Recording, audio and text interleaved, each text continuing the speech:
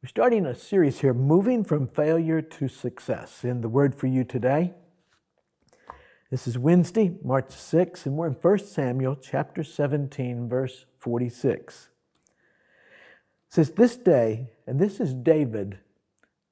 David as a young boy, a young man, and he's talking to Goliath, the giant. You've got the Philistine army over here, you got the Israeli army over here, and Goliath comes out and threatens and challenges somebody in the Israeli army to come out and fight him. And here's David is speaking, and David goes up to Goliath. This little guy goes up to Goliath, this manly warrior, and says, this day the Lord will hand you over to me, and I'll strike you down and cut off your head. Today I will give the carcasses of the Philistine army to the birds of the air and the beasts of the earth, and the whole world will know that there is a God in Israel. Well, talk about moving from failure to success. You've got Goliath here, and you've got David here. And, who's going to win that battle? Everybody's voting on Goliath because there was no way a little guy like David could defeat Goliath. Except there was one thing in David's favor, and it made all the difference. For Goliath, it was about Goliath. For David, it wasn't about David. For David, it was about God. And if we want to move from failure to success, it can't be about us. It's got to be about God. And that sounds like such a churchy thing, doesn't it? But it isn't. It's so true. When we want to move from failure to success, think about it. God's already at work. And if God wanted David to go fight against Goliath, David's going to win. God's already in it. Now, if God did not want David to go fight Goliath, then David's on his own. He's going to get killed. But God set this up for David to defeat Goliath. And there are things he has set you up for you to go in, and it looks like there's no way this is going to work. And God says, yes, it will work because I'm in it. So if we want to go from a failure situation to success, our focus has to be on God. How can we move from what seems like a failure to success in life? Well, we've got to trust God for each day. Why? Why should we trust God? Well, the first thing is Isaiah chapter 40, verse 28. God knows better than we do. Isaiah chapter 40, verse 28 says, have you not known, have you not heard? The Lord is the everlasting God, the creator of the ends of the earth. He does not faint or grow weary. His understanding is unsearchable. God doesn't get tired. He doesn't take breaks. His understanding is unsearchable, meaning God knows all things. We're amazed at everything God could know.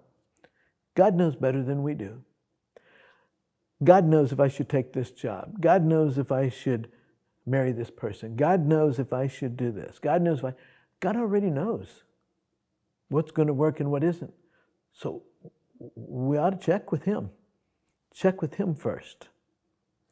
And then God knows better than we do. The second thing is all things are possible with God. Mark chapter 9, verse 23 says, everything is possible for the one who believes, said Jesus. It was a situation with a young boy who was demon-possessed, and the disciples could not cast the demon out. And the father of the boy said, if you can do something, Jesus, have mercy on us. And Jesus, if, says, all things are possible if you believe. It doesn't mean that, I think I'm going to do this. Okay, all things are possible. No.